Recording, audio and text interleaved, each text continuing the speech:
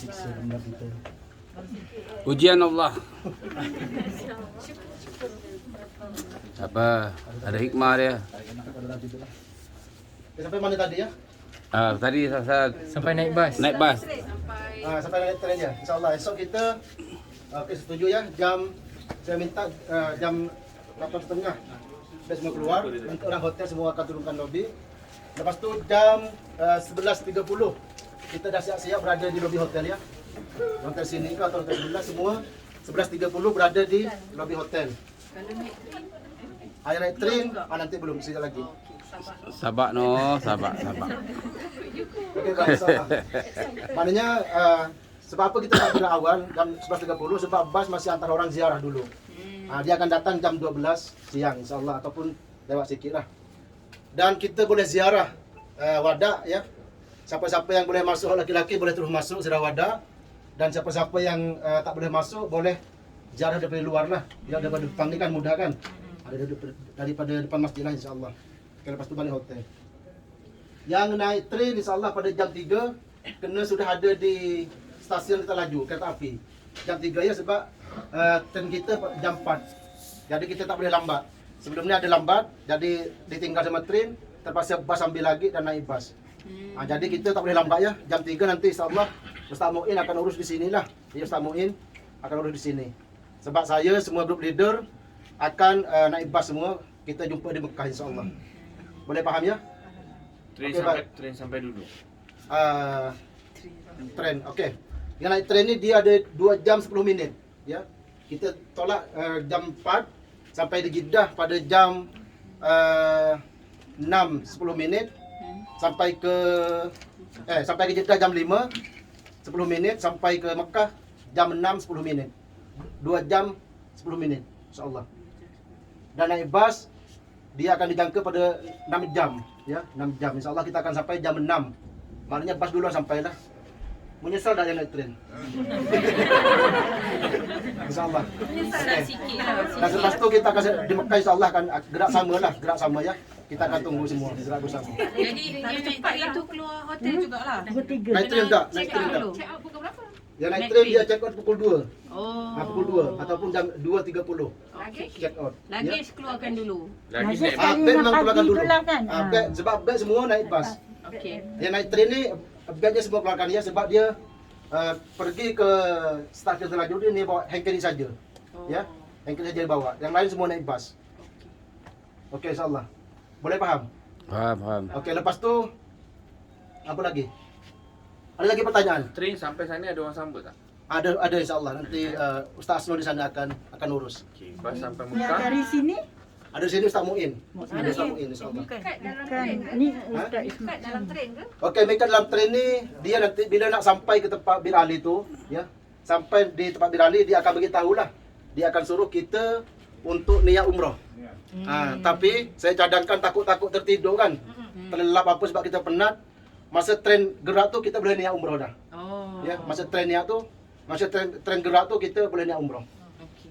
Tapi kalau sekiranya nanti kita tak tertidur, bila orang train bagi tahu sampai di Bir Ali kita niat lagi tak ada masalah. Niat lagi. Boleh ya? Boleh Ustaz ya? Siap-siap pakai ihram lah. Siap-siap pakai ihram. Yang laki-laki semua siap pakai ihram. Laki ihram Dan juga yang naik bas pun siap-siap pakai ihram lah dari sini. Oh sini ihram. Ada di sini. Okey nanti itu dibagi tahu Ustaz Muin insya-Allah. Sekedar itu saja boleh faham ya? Okey sebab kita berdiri ni tak boleh lama-lama. Dan saya persilakan kepada Ustaz Hakim untuk ringkas taklimat umrah lah insya-Allah. Akan orang keluar lagi bagaimana. Okey, bismillahirrahmanirrahim. Assalamualaikum warahmatullahi wabarakatuh. Dengar suara? Assalamualaikum warahmatullahi wabarakatuh. Dengar ke? Kita kena baca mas sebab tempat tertutup ramai pula sini berdiri. Saya tak berniat untuk bercakap panjang lah. Kira ringkas je sebab kita susun program petang ni sebenarnya nak duduk dekat bawah lah. Kata-kata rupanya tak boleh juga. Sebab kita nak pergi dekat yang hotel sebelah lagi pun tak dibenarkan. So dia kata pergi hotel sini. Ya, sini pun tak dibenarkan juga. So kita duduklah dekat sini. Jadi mudah-mudahan ini jadi satu kenangan yang terindah lah buat tuan-tuan, buat puan-puan insya-Allah. Saya mendengar taklimat umrah di kawasan lobi. Di lobi dah ni, ini kira kawasan lift lah. Insya-Allah lah. Jadi ada kenangan lah sikit nak ingat sama kawan-kawan kan. So ringkas je tuan-tuan. untuk talimat umrah ni ataupun ulang kaji umrah ni dia ringkas je lah. Sebab tuan-tuan nanti akan dibimbing oleh Ustaz Mansur dan Ustaz Tohir. Begitu juga dengan Ustaz Ismail dan Puan Aidah lah di dalam bas dan train lah, insya-Allah. So perjalanan tu dia ada 2 perjalanan. So yang pertama dia yang naik train, yang kedua dia naik bas. Yang naik train ni so dia akan siap dekat sini juga. So dia akan pakai ihram siap dekat sini, dan dia akan kemudian dia akan ke stesen kereta api dan dia akan niat ihram tu dekat dalam train. So pastikan alert setiap masa tu sampai dia masuk dalam train tu. Jangan tidur dulu, jangan lelap dulu. So nanti dia akan announcekan untuk kita dah melewati mikot, maka tuan-tuan kena berniat dekat situlah. So niat ihram dekat mikot, maka kita melakukan niat rukun yang pertama, iaitu niat ihram di mikot. Ini bagi yang naik kereta api. So niat tu dia tuan-tuan duduk je kat dalam tu, nanti dia akan announce. So dalam tempoh 5 minit macam tu tuan-tuan, ataupun masa dia announce tu tuan-tuan boleh terus niat dah. Maksudnya nawaitul umrata wa ahramtu biha lillahi ta'ala. So nanti yang naik train tu mungkin akan ada yang bimbing lah. So Ustaz Muin akan beritahu. Ustaz Muin akan bimbing, akan uruskan. So dia akan bersama-sama yang naik train. Ustaz Muin, kenal Ustaz Muin kan? Belum jumpa lagi? Belum lagi InsyaAllah Ustaz Muin akan uruskan yang naik train lah. So dia akan bersama-sama. So dia akan maklumkan kalau dah boleh niat, kata boleh niat. And then kita akan teruskan perjalanan. Itu yang naik train. Yang naik bas bersama dengan Ustaz Mansur, group leader, dia senang lah sebab dia ada yang bimbing, tak ada masalah lah. So yang naik bas ni dia akan berhenti dekat mikot. Bagi laluan. Dia akan berhenti dekat mikot dan dia akan berniat selepas keluar daripada mikot lah. Okey, selepas keluar daripada mikot tu. So bila keluar daripada mikot tu, tuan-tuan akan berniat bersama-sama di atas bas lah. So yang mana naik bas dengan Ustaz Mansur akan bimbing. Yang mana naik bas dengan Ustaz Tohir akan bimbing lah. So masing-masing akan dibimbing oleh mutawif masing-masing. Okey. Itu yang pertama berkenaan dengan niat. So maka itu rukun yang pertama lah. So settle dekat niat. Tuan-tuan niat macam mana tuan-tuan dah baca niat tu, nawaitul umrata wa ahramtu biha lillahi ta'ala. Dan akan diajar juga niat bersyarat lah. So yang perempuan, yang lelaki boleh baca niat bersyarat. Contoh sekiranya apa-apa yang berlaku dalam perjalanan ni yang boleh menghalang aku daripada buat umrah, contohnya uzur syar'i, sakit yang tidak ada sembuh, maka aku menjadi halal di situ. So tuan-tuan kena terus niat bersyarat, kena berturut-turut, yang lelaki ataupun perempuan. Macam mana? Maksudnya sekiranya ataupun jika aku dia datangi apa-apa uzur syar'i dalam perjalanan ini daripada sakit ataupun haid, maka aku menjadi halal di situlah. So masa dekat tempat yang kita datang uzur syar'i tu, kita jadi halal. Maksudnya kita dah kira bertahallul lah. So tak perlu bayar dam. Okey. So kalau tuan-tuan tak berniat syarat, maka datang pula uzur syar'i, tuan-tuan kena dam lah. Dam takdir ataupun dam takhir. So pastikan tuan-tuan niat bersyarat. Niat bersyarat ni kita nasihatkan semua jemaah untuk baca. So lepas baca niat biasa, nawaitul umrata wa ahramtu biha lillahi ta'ala, ataupun sahaja aku menunaikan umrah dan memakai ihram kerananya. Dan sekiranya apa-apa yang mendatangi aku selepas dalam perjalanan ini daripada sakit dan uzur syar'i, datang bulan dan sebagainya, maka aku menjadi halal. Ringkas je. Okey? Ada tak perlu nak susah nak percaya, ringkas je. Sebab insya-Allah tuan tahu niat kita insya-Allah. Itu yang pertama. So dalam perjalanan tu tuan-tuan kena banyakkan talbiyah lah. Labbaik Allahumma labbaik, labbaik la syarika lak, labbaik lah. So banyakkan bertalbiyah dalam bas, dalam train. So yang naik train 2 jam setengah insya-Allah, dia sekejap je. Tidur kita dah sampai. Kalau tidur kejap dah sampai dah, tak masalah. Yang naik bas tidur kejap tak sampai lagi, kita pada basi lagi. Yang naik bas lah. So yang tak sampai lagi, yang kawan mungkin sampai. Lebih sebab bas gerak dulu, so train gerak kemudian. So yang naik train ni dia pendek sikit lah masa dia. Jadi kena manfaatkan masa betul-betul lah sebab masa dia tak panjang. So yang ni Ustaz Sufi insya-Allah ni. Okay, kenal Ustaz Sufi kan? Siapa yang kenal Ustaz Sufi? Okey. Jadi so perjalanan tu, dalam perjalanan tu kena perbanyakkan talbiyah. So labbaik Allah tu banyakkan. Yang naik train ke, yang naik bas ke, so perbanyakkan talbiyah. Itu yang kedua. Yang kedua lah. So banyakkan talbiyah, dan lagi satu banyakkan doa. Kata Nabi SAW, salatu da'watin la yushakku fihinna du'aul musafir wa du'aul sa'i wa du'aul walid al-salih. Kata Nabi SAW, di antara 3 doa yang tidak akan ditolak selamanya. Yang pertama doa orang yang berpuasa. Yang kedua doa orang yang bermusafir. Yang ketiga doa anak yang soleh. So tuan-tuan tergolong dalam satu golongan ni, doa orang yang bermusafir. Esok tuan-tuan akan bermusafir. Tuan-tuan akan meninggalkan Madinah, tuan-tuan akan pergi ke Mekah. So tuan-tuan dalam keadaan bermusafir. Maka bermusafir ni tuan-tuan, satu fatrah, satu peringkat, satu perjalanan yang hebat. Yang Tuhan kurniakan satu masa, iaitu masa yang dimustajabkan doa. Tuan-tuan nak doa dalam ni, dalam musafir, tuan-tuan doa, tak ada masalah, dimakbulkan Allah dan takkan ditolak. Ini memang janji Allah Subhanahu Wa Taala. Itu yang tuan-tuan dalam perjalanan sampai berzikir apa semua, tuan-tuan akan sampai kat Mekah, akan masuk hotel dulu, check in, letak barang apa segala bagai, akan diuruskan oleh tim dekat Mekah pula lah. Dan bila dah sampai dekat Mekah, tuan-tuan akan diuruskan untuk buat umrah. Okey, dah siap-siap buat umrah, nak siap-siap, maka tuan-tuan akan terus pergi tempat yang tawaf lah, tempat tawaf. So tawaf ni tuan-tuan, so tuan-tuan pastikan ada permit yang sah lah. Jangan masuk yang cara tak sah pula. Okey, masuk permit, dah daftar permit, tu masuk tunjuk, tuan-tuan akan terus buat tawaf.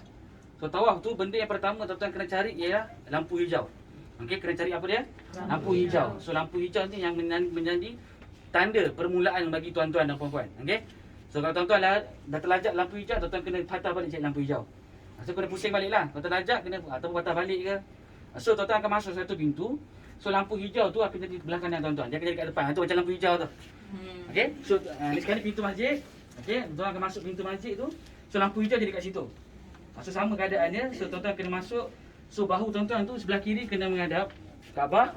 So belah kanan ni maksudnya menghadap lampu hijau tu lah. So ini akan menghadap Hajarul Aswad. So ni permulaan dia. So permulaan dia bahu kiri Hajarul Aswad, bahu kanan lampu hijau. So tuan-tuan masuk. Okey, kita tuan-tuan nak mulakan dah. So Ustaz Mansur, Ustaz Tauhid pun dah kata nak mulakan. So kita baca apa dia? Bismillahirrahmanirrahim. So menghadap. Maksudnya menghadap saja, bahu tak payah nak gerak. So kepala saja yang menghadap. So Bismillahirrahmanirrahim. So nak kucuk boleh, tak nak kucuk boleh. Tak ada masalah, bagi syarat saja. Sebab sunat ni kita kena cium Hajarul Aswad, tapi sangat tak boleh lah. Nak cium apa pun sangat tak boleh lah. Okey. So kita angkat tangan sebagai tanda syarat saja, nak kucuk boleh, tak nak kucuk pun boleh. So kita letak tangan dan kita mulakan tawaf. Jelas tuan-tuan? So dia kena selari. Kalau dia tak selari, tuan-tuan kena align balik lah. Sebab dia akan, kalau tuan-tuan lari sikit, maka kita akan lari daripada pusingan tawaf tu nanti. So tuan-tuan akan rasa sengit sikit. Tuan-tuan boleh nampak aku, tuan-tuan boleh align sendiri lah. So dia kena macam ni. So bahu kiri ni dia pastikan dia kena pusing macam ni lah. Dia kena pusing macam ni. Dia bukan jalan macam ni lah. Dia bukan jalan macam ni. So bukan menghadap, maksudnya dia selari. Boleh faham Dia selari. Okay, so tawaf 7 pusingan. 7 pusingan. Okey. Ringkas dia 7 pusingan sekejap je insya-Allah. Okey. So kalau tuan-tuan was-was 7 ke 6, 7 ke 6, 6 ke 5, tuan-tuan ambil nombor kecil. Nombor kecil ambil nombor 5. Contoh tuan-tuan buat dah 5 ke dah 6. Dah 5 ke dah 6, tuan-tuan ambil nombor 5 tambah lagi 2. Boleh faham? Tuan-tuan was-was lagi 7 ke 6, ambil nombor 6 tambah lagi apa? Tambah lagi 1. Okey, walaupun dah 7 lah, walaupun keadaan tu dah 7 dah sebenarnya, tapi was-was tu datang. Kita tak tahu. Ramai-ramai pun kadang menjadi yakin, kita yakin dia datang ke 7. Kawan dah 7. Dah 6 ke 7. So bila datang je was-was tu, tambah satu lagi, tak ada masalah. Habis je tawaf, tuan-tuan akan terus ke belakang untuk solat sunat tawaf 2 rakaat. So yang lelaki tadi sebelum masuk tawaf, pastikan bahu kanan dibuka. Okey, ittiba'. Ni sunnah Nabi sallallahu alaihi wasallam, Nabi buat. So kalau kita ambil pahala sunnah tu, kita buatlah. Dia tak buat tak ada masalah, tak dapat apa-apa pun. Cuma buat dapat pahala, tak buat tak dapat apa-apa lah.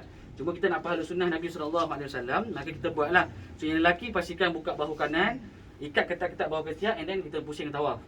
And then nak solat sunat tawaf tu tuan-tuan, yang lelaki ni pastikan tutup balik bahu tu. Okey. So jangan biarkan bahu tu buka lah. So nak solat sunat 2 tawaf tu, maka tutup balik bahu, and then baru mulakan solat 2 rakaat. Yang perempuan tak ada masalah, sebab dia tak ada nak buka apa-apa. Yang lelaki sahaja yang buka bahu kanan, sebelum solat tu tutup balik, and then solat 2 rakaat. Selesai solat 2 rakaat tu tuan-tuan, tuan-tuan akan terus ke kawasan sa'i.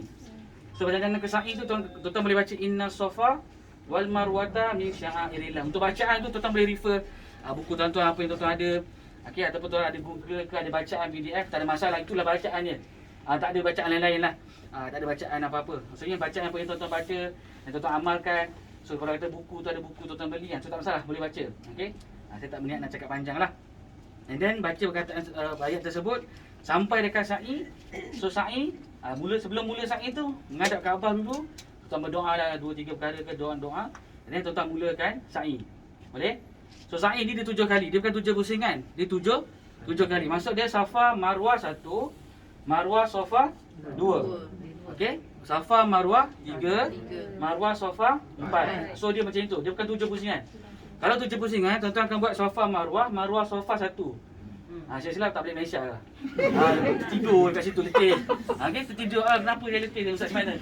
Apa letih sangat ni? Saya buat 7 pusingan Ustaz. Maksud dia buat 14 kali. Faham? So kiraan tu dia kena jelas. So Safa Marwah 1, Marwah Safa 2. Yang seterusnya lah. Safa Marwah 3, Marwah Safa 4. So pastikan habis tu dekat Marwah. Dia bukan habis kat Safa. Sebab ada jemaah kita sebelum ni dia habis dekat Safa. Lepas tu dia tanya saya, Ustaz kita dah habis ke? Dah habis, kita dekat Safa lagi ni. Saya dah 7 dah Ustaz. Dia macam 7 saya tak tahu kira macam mana. 7 tu masih dia habis dekat Marwah. So kalau dia habis, kalau tuan-tuan rasa dah habis dekat Safa, maksudnya boleh habis lagi dah tu. Ataupun tuan-tuan salah kira. Okey, ataupun memang tak cukup lah. So dia akan habis dekat Marwah. So 1, 2, 3, 4, 5, 6, 7. So 7 habis dekat Marwah. Habis dekat Marwah, tuan-tuan keluar pintu, yang lelaki akan pergi bercukur, yang perempuan akan mungkin pendekkan, tak salah lah.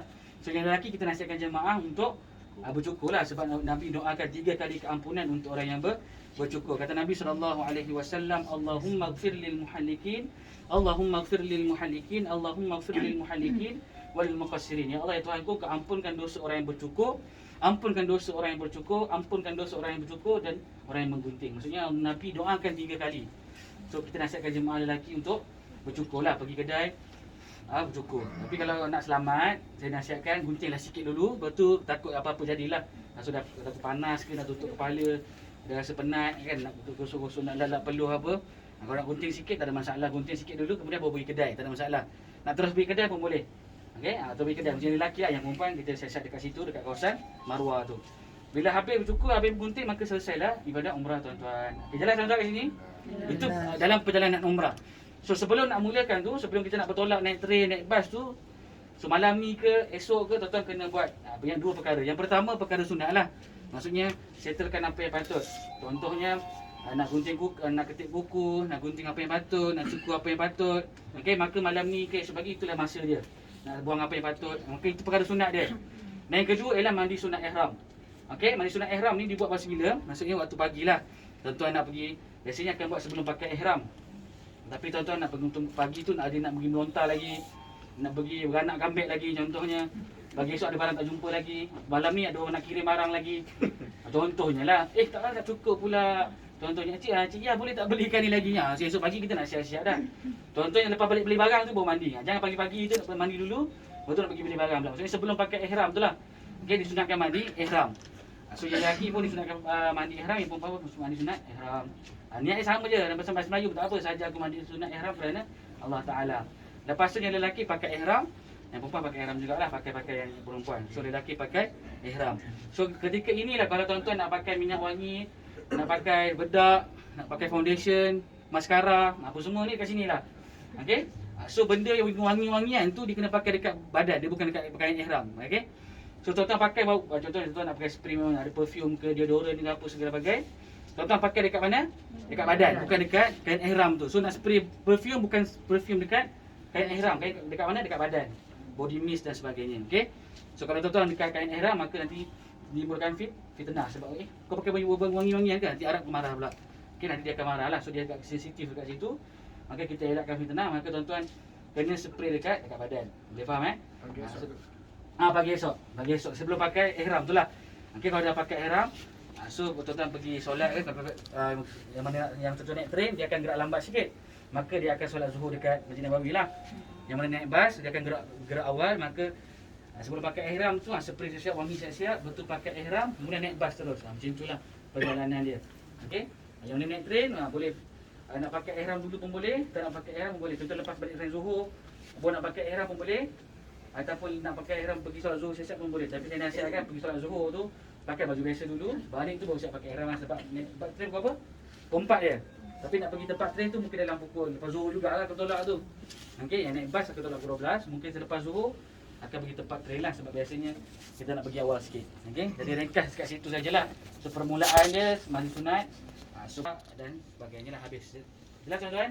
Kita dah lama lah, saya berdiri lama kan. So ringkas saja. So selebihnya akan diceritakan dalam bas. Yang mana naik bas akan diceritakan dalam bas, akan diajar dalam bas.